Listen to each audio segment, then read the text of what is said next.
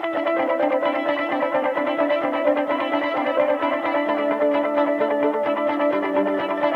hello, this is Steve Kaempf with the People, Not Titles podcast, and we are here with multiple returning champion, Mike Mazek. Mike, great to see you again. Yeah, no problem, Steve. Yeah. I'm excited. I do feel like I'm right now on the leaderboard in terms of the number of visits. Yes, you are. And I appreciate the robe. That absolutely. The staff has given me here. And yeah, you're a familiar face. Yeah. I didn't think it would be leopard print, but that's all right. I'll wear it anyway. This might be a Netflix series where we just do like 26 episodes in a year or something like that. Yeah, exactly. Well, Mike, you may notice that I have the Scores Cup. So we had Mike, we're going to get into real estate here, but Mike also is a big proponent of Chicago soccer and particularly creating community with the real estate soccer team that Mike sponsors. And so we had Mike talk about Scores Cup, what it is, how you got into it, and then the star-studded squad that you put together. I mean, what a lineup. Yeah. And I think I mentioned to you before, the best thing I did was limit my playing time. Yeah. And let the key performers do the work. Let the players play. Yeah, exactly. I should say, I'm not a very good soccer player. I think we can all agree on that. However... you think that goes without saying, but it's worth bringing up again. For the people that haven't seen it, they might not know. Right. But during the pandemic, it was, I wear Adidas Samba shoes. That's my footwear of choice. Yes. Not only, casual professionally, but also just kind of out and about. You might see me on the street. And because of that, people may think, well, he plays soccer. Not the case. No. And so years ago, that inspiration and the number of people that reached out and asked questions about soccer motivated me to create kind of a during the pandemic type of recreation where we would rent out a soccer facility. We'd do a little meetup. First time, 8 people showed up. Eventually, more people showed up. We did it a couple times a month. And it was just a fun way to hang out during a time where things were shut down a little bit. Then, as we tend to do, we get a little bit competitive. So we started to compete against other teams, other companies. Yes. A union, a junk removal company, whoever. We'd take Chicago Police. The Chicago Police Department. Yeah. Who we have never beaten the Chicago Police Department, but there may be a day. So a couple years ago, this escalated into our acceptance into the Chicago Scores Cup, which is it's a annual, big deal, man. Mike. It's an annual corporate soccer challenge. Now, keep in mind, the teams we're playing against are giant entities: KPMG, Cisco, just about most of the Aon, big companies. Deep. Yeah, exactly. A huge pool of potential soccer players to choose from. So in our situation, in addition to our staff, we kind of open it up to people in our industry, real estate professionals. There's a lot of soccer players in our midst. Surprisingly, is what we're finding out. Yeah, surprisingly, that's the case. However, when it comes to the title side, you, Steve, come through and always play at a high level. So this year, you were on our roster along with some family. Yes, my daughter, my son-in-law, my daughter's boyfriend. How awesome. We came with a full squad. Yeah, and they happen to be very good soccer players as well. It's not just that they're good people. Yeah. We chose them mainly because of their soccer skill. Yes. And when it comes to that event, it's really an interesting event because it supports a charity that's involved with literacy programs in Chicago in underserved areas. And so it's a charity that cause-oriented. Yeah, that we support just naturally. And so last year, we did pretty well. We made it out of pool play, and we won our first playoff game and lost our second playoff game, resulting in a tie for third place. This year, more teams, more competitive. And so we were in a pool against a research company, an insurance company, a couple other companies. But thanks to your help, Steve, and 2 key headers in game 1 that led to a 2-0 victory. Thank you. I think I was man of the match that game. I think so. Yeah. I think so. We were all a bit shocked, but we was thoroughly impressed. Yeah. These were not sort of lucky goals. No. You know, when I score a goal, it bounces off 3 people, Yeah. or it sort of gets redirected, or there's some sort of slip and fall that occurs. In this case, these were set pieces. Yeah. I believe they were both headers that came off of Corner kicks. Yeah, corner kicks. There were no throw-ins, so they were just corner kicks. Really challenging, and you were able to sky above Yes. your opponents, younger opponents, younger Yes. than me, and Yeah, you know, much just younger. these Half my kids, age. yeah, Yeah. running around, Yeah. and Thinking they got the old guy covered. Don't worry exactly. about it. And maybe they played college ball or Yeah. whatever. Maybe they have some. We had a Chicago Fire guy on our team. We did. We had a Tim former Ward. Tim Ward, Yeah. a mortgage broker who happens to be Shout out to Tim. former Chicago Fire soccer player. Mm-hmm. So a star-studded group, but I would agree that you were the MVP of our team. That performance in particular, headline. Thank you, Mike. What Quite else are an you going to say? impressive You're on my performance. podcast. What else are you going to say? Yeah, right? exactly. I mean, it's You were true. the 10th best guy on the team. Hey, and by the way, and both of those were assisted by my daughter. That is one of the coolest parts of the whole thing. Yeah. You know, I have a young daughter. She plays tennis. We play tennis sometimes. It's such a highlight to be able Yes. to play with your kids. It was amazing. And yeah, so watching you and the whole family out there performing really well was fantastic. It was great. And now my daughter Talia is over at Lewis, so shout out to Lewis Soccer. Oh yeah, that's awesome. And so did I receive the Balloon d'Or? I don't know how you say that. Yeah, in this case, it was. We don't actually have an award. It's, it's a Dunkin' Donuts gift card, but we are going. That'll help me going in the next year's training. right. Yeah. Or so we will mail that out to you at some point. Yeah. I've used some of it already, but I think you'll be able to get at Still least some left on it? yeah, there's still something. Thank there. you, Mike. Well, Mike, too, that we did get out of pool play. Yeah. And then we lost in a tight match to the people that I think went to the finals. So Yeah, 2 teams. They shared the final because There's a lightning. There's some weather issues. Yeah. So they shared, which actually. I don't know, like if we would get to the final, if we would share the championship. No, I'm we sure play in would- the lightning. Yeah, I have a tinfoil hat that I wear right. during those games. Right, and other things. Keeps I'm me sure. charged up. Yeah. You know, Mike, first off, it was a great event. We played at the Chicago Fire Training Facility. Yeah. It was a great way to come together during COVID time.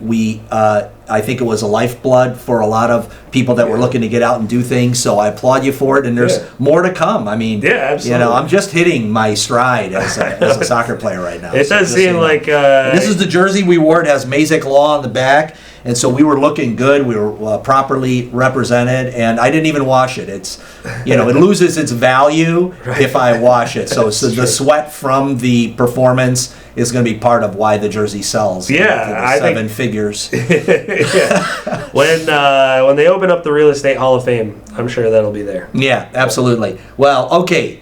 That's the soccer portion of it, Mike. We could dedicate a whole show to soccer, but we're going to get into real estate. Yeah. And Mike is a fantastic real estate attorney in the Chicagoland area, great partner of us over at Land Trust, and so we appreciate that, Mike. Thank you. But Mike, let's just talk a little bit about what's happening. You talked about a couple things. We have the Northwest Ordinance. We have some contract cancellation stuff. So let's get into the Northwest Ordinance first and what we're seeing and where you think this is maybe even going to head. Yeah. So for those that might not let's be cover what it familiar, is. So the Northwest Preservation Ordinance is an ordinance that covers, I believe, 6 neighborhoods in Chicago, generally around the Humboldt Park, Avondale area, that essentially gives tenants an opportunity or a right of first refusal to purchase the property that they're living in if that property is being sold. There are certain restrictions that are a bit controversial. It might add to some paperwork and some logistics on a sale, but I think for the most part, title companies and the real estate community is adapted and understands kind of how the ordinance works. From a practical standpoint, what's interesting though is even for people who are selling homes in that area, just kind of understanding the steps that are needed. So for instance, a notice to sell, where you have to provide notice to the tenant that the property is going to be sold. And how much before the property goes to the listing do they have to notice? So it depends on Notify. how many units, but anywhere between 30 to 120 days. Okay. So you'll get notice that it's going to be for sale, And then you'll also have to provide notice once you're under contract. In many cases, though, practically speaking, we haven't had a lot of situations where tenants have undergone the process of purchasing the property.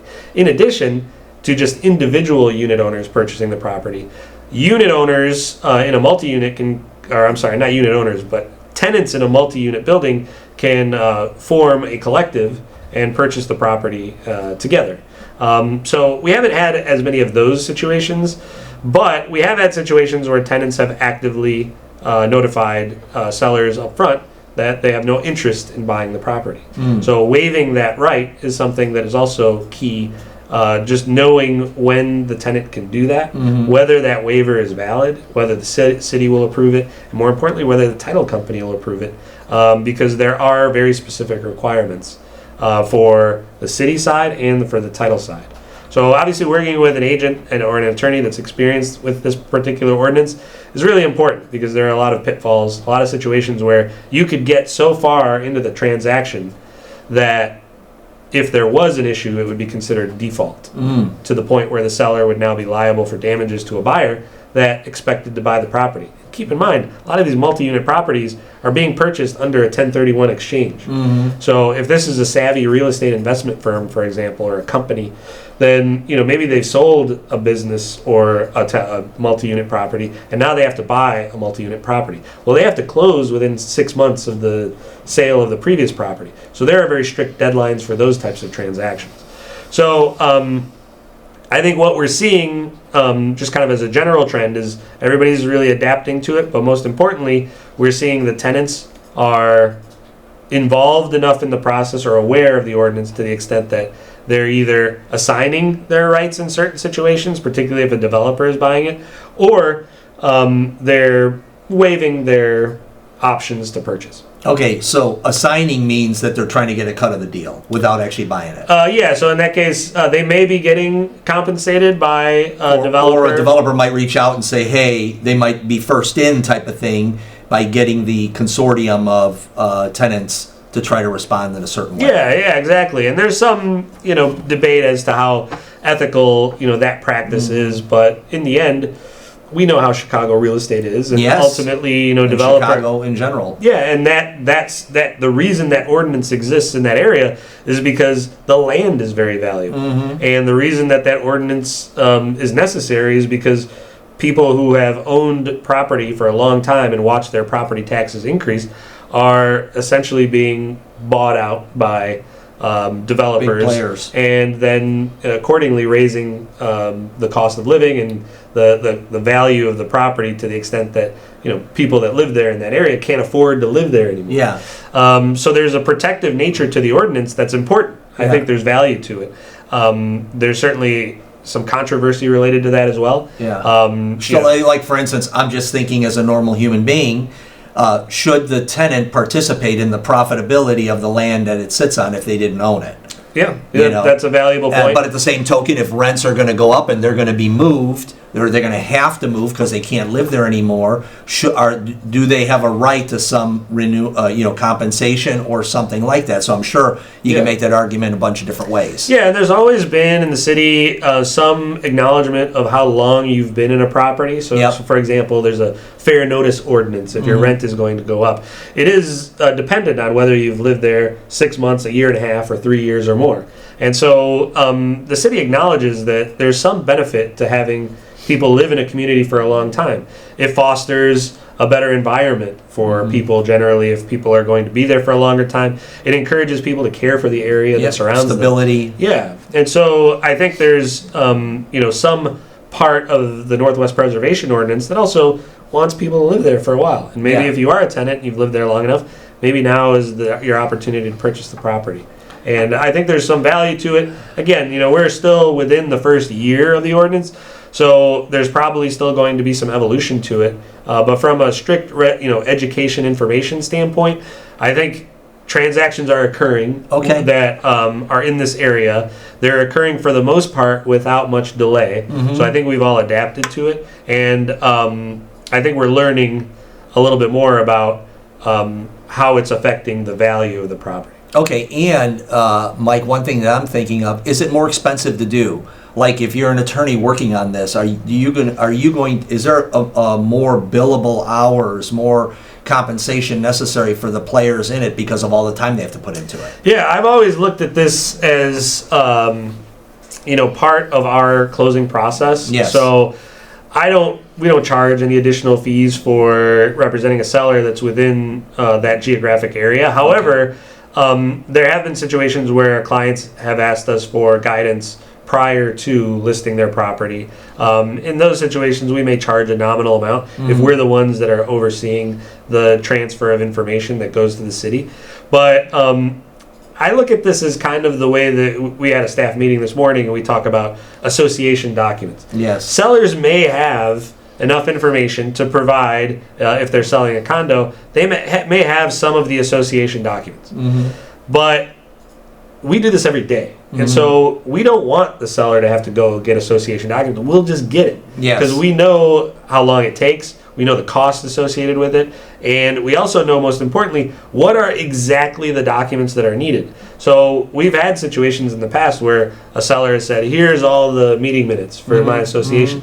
Well, there's 1 month missing, and that Now you have to go get it anyway. Right. And that month inevitably is the month where they talk about a special assessment. Yes. And so now we didn't disclose that to a buyer, and it becomes an issue. So I think from our standpoint, we're big on, even though it may be some additional work, it makes the transaction cleaner for everybody. Yeah. Just let us go take care of the paperwork. Okay, and so great. for something So you're like staffed up and you're ready to do the things Yeah. that you need to do to make these happen, even in that Northwest Ordinance area. Yeah, exactly. So one of our paralegals, Nicole, she does Chicago properties exclusively. She deals with the Preservation Ordinance all the time. It's actually, my family originally is from the Humboldt Park area. Yes. And we have a lot of clients in that area, and Avondale as well. So we do quite a bit of business in that That's area. great. So if you have questions about Northwest Ordinance, if you have properties that you want to get teed up, if you're an agent thinking, hey, I'm working in that area a lot, I need a reliable attorney, I think Mike's your go-to guy on that. Thanks, Steve. Yeah, you're welcome. So Mike, let's talk about contract. We were just mentioning that there are some cancellations happening. Yeah. And I'd like to get into what you're seeing first off, and then how can we mitigate some of this stuff so we can all get to the closing table? Yeah, I think what's interesting is we all have clients that walk into the transaction with a perception of what the market is that isn't necessarily influenced by the agent or the attorney. They might be seeing some things online. They might be watching news shows. Might be watching our Market Trends podcast and getting some harebrained ideas from our weekly. That's one of the more reliable. Yeah, that's reliable, Mike. Yeah, So if you're watching that, you're not dealing with any of these problems. No, but you're on the deepest depths of Reddit somewhere, Yes. and you're seeing someone that says, a seller has to replace the HVAC because it's 9 years old. Well, most sellers aren't going to do that. In fact, our contract, the residential multi-board contract, specifically states that if an item functions for the property or functions for the purpose it's intended, regardless of age, that it's not considered a defective item. Roof, whatever, right? Yeah, roof, plumbing, electrical, Yeah. those are all things that come up on many inspection reports. However, if it's working, regardless of age, under the contract terms, we're not That's really good. supposed to ask for repairs related to that issue. And that's a little bit of a departure. Years ago, when I first started, for example, you would see frequently letters and requests for compensation or credits or replacement for items just because they're old. And many times in an inspection report, it'll say beyond its useful life or something like that, which is such a sad way to describe it. Yeah. Especially if it's working. Right, exactly. Or it's a person. Yeah. You don't want yeah, they thought I was that on the soccer team, Mike, but I proved them wrong. Beyond the useful life. Right, exactly. Yeah. So I think the one of the challenges when it comes to that perception is just informing our clients. And so what we've noticed here in the last few months in particular is it's a little bit of a slower market than it was in years past. However, prices are still relatively high. And so sellers still feel like they should be getting top dollar. Without the need for any repairs, credits. Maybe even we have a contract that's signed by everybody that says no inspection requests will be sought. Nevertheless, the buyer will do their inspection, find out that there are some big ticket items that need to be replaced, and will ask for certain items. So as a result of this discrepancy, we're seeing a lot more terminated contracts. We're seeing people that are kind of trying out how the real estate process will be, and they might not really be that motivated to buy the property, and sellers feel like they're not going to budge on repair requests or credits, only to find out that many buyers are very picky about this now, and maybe rates haven't gone down as quickly as most buyers would like. And there isn't this, you know, a lot of times you get this contract in thinking, oh, there's going to be multiple offers, let's get ours in first, let's make it the best, whatever it is, and you realize, oh, there wasn't multiple. Right. Or maybe I was the best one, and now I got the deal. It's like the dog that caught the car. Now what? Yeah, you know? Exactly. Yeah, and that's exactly right, because there are so many situations where the time on market starts to influence whether or not you accept an offer, and we're seeing that time as it gets longer, the frustration level increases on the seller side, but practically speaking, buyers have perhaps a bit more options as well. And so buyers and sellers now aren't really as eager to meet in the middle as they had been in the past, and you're just seeing a lot more contracts get terminated. As a result, you're seeing a lot more sellers angrily trying to hold on to earnest money. You're seeing buyers that, you know, maybe are asking for things that are a bit unrealistic. So I think it's the role of the real estate professional to bring the parties together. Not necessarily that it has to close, but instead that the parties are just a little bit more aware on both sides as to what might happen if this deal doesn't come together. And that People could Not mean, Titles podcast is brought to you by Land Trust Title Services, your partners for results. and that could mean staying on the market longer, an additional mortgage payment. For a buyer, it could mean you just spent money on an inspection, and you spent money on an appraisal fee perhaps, and that's all gone. Yeah. And so you don't get that back. But and those are challenging things in the moment and in the heat of the transaction, when we might be arguing over GFCI repairs that are ultimately, you know, going to cost $100 to $200. Right. You know, now we're aggressively fighting that battle, when the reality is, if that isn't agreed upon and we have to go back on the market and we have to make another mortgage payment, another payment to the association, we might find out that, you know, when the heat turns on, it doesn't work, so now we have to replace certain things. You know, it may be in the best interest for the parties to come closer together. Yeah. Or at least discuss this negotiation with a little bit more awareness of the market. Yeah, and Mike, too, and you have maybe some eager agents that are just willing to get the contract, get everyone to the table, and kind of let's negotiate this afterwards, where before the negotiation worked out well, the negotiation after the negotiation, now it seems like that first negotiation really needs to not be too loose and try to work all those things out through the process, because they are not working out like they used to. Yeah, exactly. And sometimes... And that's a lot of people that have invested a lot of time, including agents, that now, and usually when something falls apart, it's hard to have everyone feel good about everyone in the transaction. So all of a sudden you get kind of, get some dirt on your vest because you were just trying to negotiate hard. Yeah, and I think there are probably signs that a buyer side shouldn't ask for things, or a seller side is open to things. You know, we usually, when we're representing buyers, will look at certain factors as to whether or not there's an open door for requests. So for example, how long was the property on the market?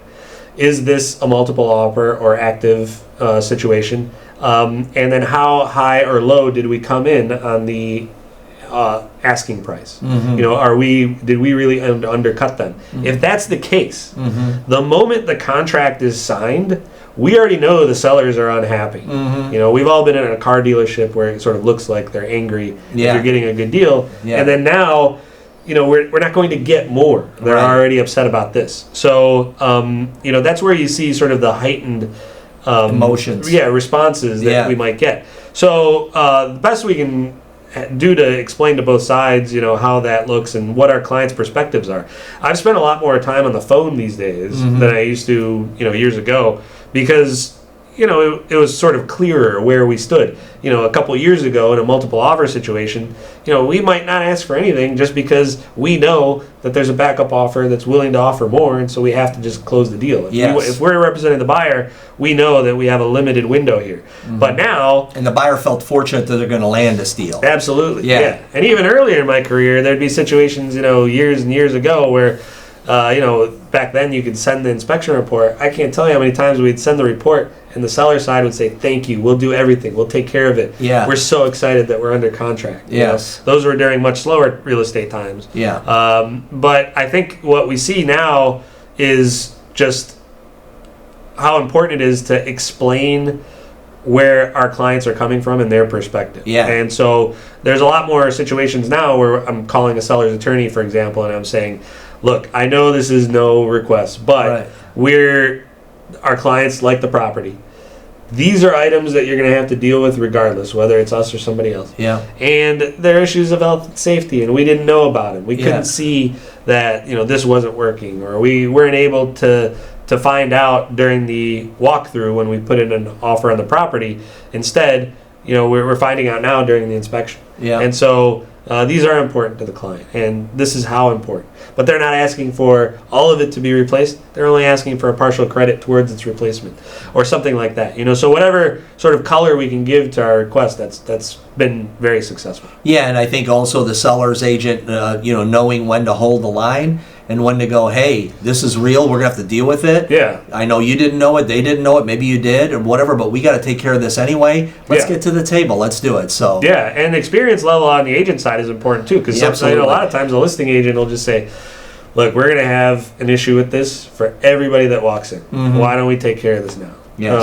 Instead of going under contract with a contract that says as is, no inspection request, then finding out that the inspector's not available till 6 days later. So now we're going to extend attorney review. So we've listed the property, we've gone under contract, we've extended attorney review a week and a half, and now we get the request to go fix the item that we knew about originally. Yes. And now everybody's upset. Yes. Because now the seller says, "Well, this is as is. Why are they asking for anything?" Right. And the buyer says, "Well, we only found out during the inspection. How would we know?" Right. And we wanted it as is, as long as it was what we thought it was as is. Right. Exactly. Yeah. Yeah. And Mike, is there times too where the seller all of a sudden loses confidence? They can find another place. Yeah. So they're like, "Hey, we'll blow this thing up for any little reason." Yeah. Because we can't move into a place that we like. And that's an interesting part of the seller side to this, which is a lot of people will get under contract to sell the property and sort of assume that they're going to be able to find a place. Yes. Many times that's a place in another state or whatever. In some cases it's new construction. But there are all these other obstacles in those transactions, just that like there are here. So, many sellers now are using, there's a very nice addendum to the 8.0 contract, which is a seller purchase contingency. Mm-hmm. We've used that quite a bit lately, especially for clients that, are coming to us and saying, "Look, we're only selling this place as long as it works out that we can buy a place." Mm-hmm. And if we know that, and we know some of the timing involved, then we can make sure everybody's protected. And that's an important thing from an awareness standpoint too, because now instead of the buyer figuring this out after the inspection is taking place, the buyer knows already. They're signing that the contingency addendum as well. So they're aware from the very beginning that these are the terms. Mm-hmm. So a little bit of a new world in that respect, right, Mike? Yeah, much different. Okay, great. Mike, are you seeing an uptick right now? I think today the Fed's meeting, the Fed's meeting today. What are you seeing? Do you think rates are something that if they tick down a little bit that we're going to see a pop? Yeah, I've definitely seen a lot more clients, particularly younger clients that have been waiting for some, they want to see a 5. Yeah. But I've definitely had in the last couple of weeks where we've seen about a 0.75% decrease in the last, let's say, 4, 5, 6 weeks.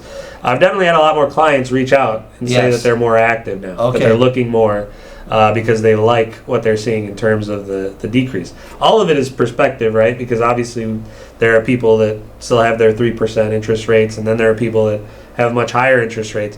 But at least from a timing standpoint, it's been so consistently close to 6.5 to 7 or more that to watch it get closer to 6 and even possibly break that and go into 5s, I think there's a lot more people that we'll see come out. That's great. So we're seeing a little bit of a decrease in price. People are starting to give way on that, and that we could have the perfect storm for a fall in the Chicagoland market that has things popping a little bit. Yeah, fall's been pretty busy. I think, there might be other factors sometimes. Absolutely. On the attorney side, we tend to hear about the trends a little bit later than the agents do. Yes. Because we're so contract dependent. Absolutely. But I think what we're seeing is that from our clients, even past clients, where they're reaching out and saying, hey, we're going to submit an offer. I just want you to take a look at the contract. We're seeing a lot more of that just because of the fact that, and we'll ask, like what inspired you now versus 6 months ago. Rates are down. Yeah, that's great. So, Mike, 2 things I see here. Number one, it's really important you have a real estate agent when you're looking to do a real estate deal. Yeah, You know absolutely. what I mean, right? I mean, you get a contract from someone who's trying to get cute, and I'm sure the whole office groans. Yeah, it's tough to see some of the contracts that are, not really from somebody that does real estate. Yeah. And so, perhaps even somebody just trying to do it on their own. Right, or looking you to do the realtor's work. Yeah, exactly. That's not, we like being a law firm. That's kind of what we do, and we've had success with it. So I think when we see something like that, we know it's going to be a difficult battle, but we also know that the perspective is going to be a bit different, that perhaps the experience just isn't there, and they're going to require some things during the transaction that just aren't really practical. Yeah. So something like, I'm not going to even entertain any inspection requests. Well, you don't know what the inspection is going to hold. And, Right. Or, we're not going to deal with any appraisal adjustments if the Discrepancy. appraisal comes in low. Well, you don't really have control over that. I can't tell you how many times we thought it would come in low and it doesn't. Right. And, so there isn't really a lot you can do about that. Yeah, and I think particularly in tricky waters, cancel deals, all this kind of thing, I think it just elevates the realtor value. Yeah, absolutely. Right? Because all of a sudden you have a professional that can navigate the market, rates, this, that, whatever it is, buyers, sellers, as is, all this, very complex. Realtor has a value, has held, even since the NAR settlement. We talk about that often. Buyers agents are getting their commissions, and sellers agents are, and the market still seems to be pretty normalized in that regard. Do you see that? Yeah, we've got our system obviously has had to adjust to the need for some of the buyer side commissions to be rolled into closing costs, and so we have our systems in place when we go and verify whether there is anything coming from the buyer side, making sure that any payments to the buyer side are included on the settlement statement. But I think the one thing we have noticed, like just about everybody else, is that it really hasn't been this wholesale change that some folks were nervous about. Yeah. For the most part, it's pretty similar. Pretty similar. And you still have the situations where people, don't want to pay it, but then there's, there's usually part of the negotiation that the buyers are aware that they're going to pay a certain amount, if that's the case, and it affects the transaction entirely. So you'll kind of know up front if that's going to be an issue, but that's certainly far more rare than common. Yeah. So, Mike, let's talk a little bit about your firm, where you guys stand in terms of you have a solid team, and so that allows you to deal with the most important things and not get stuck in the weeds of the transaction. But there are people in the weeds. So let's talk about how you're structured. Yeah, I'm really excited. We have a great team. So we have 3 paralegals, Sophia, Alessia, and Nicole. Alessia has been with me for 9 years now. Nicole, almost 2 years. Sophia just jumped on board. They each have a very important kind of liaison concierge feel when it comes to a real estate transaction. Because in addition, we don't really have it where you contact Alessia for this and then you contact me for this. We're all working on it. We're working on this transaction together. I'm involved in each and every transaction. And so, but their experience level is incredible, and they're able to handle some of the tasks of a closing in such an efficient way that we're really in a good groove when it comes to start to finish how our transactions look. And I'm constantly impressed with how how much they enjoy this and how Yeah. much they really want to learn. We just did a session this morning where we talked about some of the different strategies to negotiate certain inspection items, and so my clients are interacting with me primarily, and then for certain other tasks, support tasks, the paralegals are involved, but you can always reach any of us. Yeah. And we're happy to help with the Yeah, transaction. and you're typically, Mike, you're at the closings on the buy side for sure, right? Yeah. And then whatever other transactions you need to be at. Yeah. And so while you're there doing, what you do best, which is client interaction and all that, you have a team back there that's making sure every file gets pushed along. Yeah, and they're passionate about it. They Yeah. like this business and they like what they do. Have relationships with the agents and all that, right? Yeah, and the clients really enjoy having people to talk to. Yeah. If it's not me, it'll be somebody else. But they're connected to that file in a way where the clients are very comfortable with making sure that everything is covered, and then also just getting information. We pride ourselves on being able to talk about the different aspects of the closing and the transaction process in a way that makes everybody excited. Like, this is a big transaction. Yeah. And so when I'm at a closing, I'm excited for that person. Absolutely. Like, that's something that's really a great moment for that person. So it is true. Like, I'll attend our closings in person. That's really important to us too, and that's one of the reasons that I go. It certainly adds to some of the mileage on my car, but that's all right. I do find that having that interaction at the closing, number one, it's just more efficient. Yes. Sometimes the title people tell me all the time, like, we're so glad you're here. Yeah. because it does delay things quite a bit. But also, our clients stay with us for a long time. Yeah. So we're doing estate plans with them, and we're handling tax appeals or litigation matters. Those are all things that we can help them with in the future. Yeah, Matt, Mike, we talked about the tax appeals, and let's talk just a little bit about that. Right now, people are seeing taxes going up. We have some stories here of success. And we've had a lot of tax appeal situations recently where, for a long time, it was just a battle. The county was under budgeted, and there just isn't enough money coming in. So the county and some of the local politicians, they'll dip into the pockets of the area homeowners, and property taxes is just an easy place to go. However, we have seen that balance out a little bit, and taxes are a little bit more stable these days. They're still going up, and we don't expect them to go down unless the values of the properties go down. And each of the assessor's offices for the counties, they'll regularly tell us that, when we ask, why did this go up this amount, their response is always, isn't the house worth more money? And for the most part, they are correct. Yeah. Maybe not compared to the neighbor or whatever, but for the most part, that's a compelling argument, is that it is true. The house has gone up in value most of the time, and as a result, the taxes have gone up. However, it's our job to distinguish how much this house went up versus this, and to suggest to the assessor's office that our client's home is more like this home, which is less than this home. So that's its own battle, and our staff and I, that's something that we really focus on, is making sure that we can get as many wins as possible. Absolutely. I'm competitive. Yeah. We have soccer teams that we want to have the best in the city. But and you'll only take a deal if you feel like you can do something with them, right? If you look at it and go, hey, that's pretty close to what it should be, then you're not going to run up the flagpole. We do tell clients sometimes that this year isn't the best year to go appeal your taxes. I don't think you're going to be successful. But in some cases, it is just contingent based. So we only get paid, or we only charge a fee if we're successful. And so we've had situations recently where we had a client that we were able to reduce her tax bill by around $3,000 a year. Yeah. And so as a result, our fee is just 1/3 of the first year savings. So she owed us a little over $1,000. Yeah. And she came to us and kind of said, hey, I didn't think it would be that much. I didn't think we'd get that much of a reduction. I don't really have that much to pay you right now. Wow. And I said, no problem. You can pay us anytime. And, is there an appeal process for the fee? I know, there probably should be, right?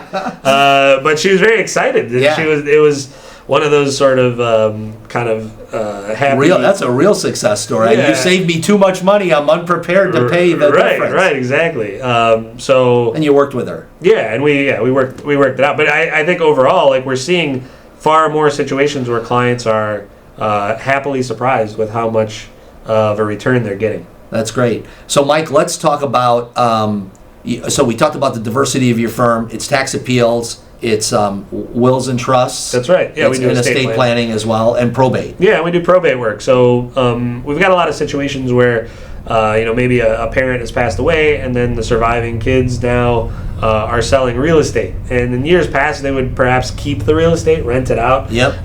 But because of the way the market is, most kids are saying, well, let's just sell the family home and then split the money. Sometimes there's somebody that wants to keep it, but if that's the case, they can always sell the property and buy something else if they want to. But there are a lot more situations now where that real estate is the centerpiece of a family estate. Yep. And there are unfortunately situations where there's a disagreement as to what should be done with that, who they should sell it to. Sometimes there's a surviving child that wants to buy the property. Well, they never want to buy it at market value. They want to buy it at sort of the family price. Discount. Yeah, exactly. And so that leads to conflict sometimes. There are also situations where maybe one person, maybe the oldest child, is the one in charge. And, throughout the years, that oldest child, there's a, sibling rivalry. The younger kid doesn't respect that kid. And maybe they don't think that the property sold for enough. Maybe they say, hey, with my real estate agent, we would have got more money.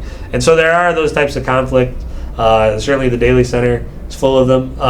But you hope people navigate through that. Yeah, exactly. I think a big part, there are some safeguards we have in place where, we'll say instead of, you selling it or buying it from your family to the state, there's an appraisal process that could help with determining price. There's also, the prospect of listing the property and then having a right of first refusal, so that if you get a top dollar offer, maybe that family member has a right to match that, purchase the property that way. So we're getting true market value for the property. That's great. Well, Mike, it's wonderful being a partner of yours, for sure. We love to watch your success of your firm. We love to just have fun with you. Let's talk about the most important thing, which is what is up on the docket for real estate soccer in Chicago, the Mazek Law soccer squad. Yeah, and I think the best thing I could say is that we've got this taste of the competition where I feel like we're winning group stages. Yes. And we've got this tradition that we're building with the Scores Cup. Yeah. Storied tradition.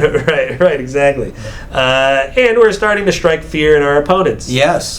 Set pieces. People are going to have to prepare for that. Yeah. I know at least one other team that's preparing for some of your headers and keeping you out of the box. And they're going to get more physical with you. So I think the first thing we do is we're improving some of our health and fitness and training so that we can be more physically imposing out there. Yes. But the pregnant gal that was playing with us, she's already in training, right? She's going to be ready to go right after childbirth. Who would be tougher than her? Yeah, we had a pregnant gal run around the field. Yeah. I mean, you make that sound like we made her do it. No. I mean, you wouldn't let her off the hook. She said, "Hey, anyone heard anyone this?" And she's like, "I'm pregnant." Mike's like, "Okay, we need more than that." You signed up, you registered. How many weeks? But no, I think the real thing that we're going to do is we're going to add to our schedule of opponents. Okay. So we've already got a few recurring opponents, including the Chicago Police Department. This is kind of their off season. They just finished up. We want to catch them in the off season. Exactly. I think, Mike, if we want to have success. Exactly. Yeah. We kind of they play other police departments across the country. Yeah. They are very good, as you might expect. Yeah, like the Chicago Police Department versus, I don't know, some rural police department somewhere. Chicago's going to be pretty good. Absolutely. And so I think what we'll do is we're going to find some matches, some opponents that are going to prepare us for next year's Scores Cup, with the hope that one of these years we're in the championship match at the Scores Cup. Mike, and we'll put a plug in, if you're a realtor or even if you're associated with real estate in any way, contact People Not Titles podcast or Mike Mazek. Tryouts are going to happen. It's very competitive to try to make the squad, Mike. You know that. Yeah, right. Yeah. We don't take just anybody, but even though it's pretty darn close. It may look like it, I think if you've seen any of our past performance, it looks like we're not as selective as we need to be. Right. Yeah. But the reality is, there's, in addition to some of the more competitive environments, this is a great group of folks to be with. Absolutely. There's a pretty good collection of agents that are very knowledgeable about the industry. Yes. There's been even a few situations of some business occurring between Absolutely. agents on the team, and that's helped out a little bit. It's a good networking group. And it includes title folks, mortgage folks, Brokers, inspectors, of course, yeah. real estate agents. Just about at some point, that's actually one of our future goals too. At some point, we're going to have our own real estate tournament, Ooh. and it'll be like attorneys versus inspectors, and it'll grow and grow to the point where it'll be pest control people versus radon mitigation. Oh, wow. Who wouldn't want to see that? Yeah, I mean, that's view. That'd be pay-per-view right there. Well, Mike, thanks a lot for your time, and we love to share with you all of Mike's knowledge in the form of just the various topics we covered. I know it's going to be beneficial to a lot of our contingency out there. So the People Not Titles podcast, Mike Mazek Law, signing off till next time. Hey, thanks for listening to the People Not Titles podcast. We are proudly sponsored by Land Trust Title Services. If you enjoyed the podcast, please hit the like button, please subscribe, and we'd love it if you'd share our podcast with your friends. Thanks a lot.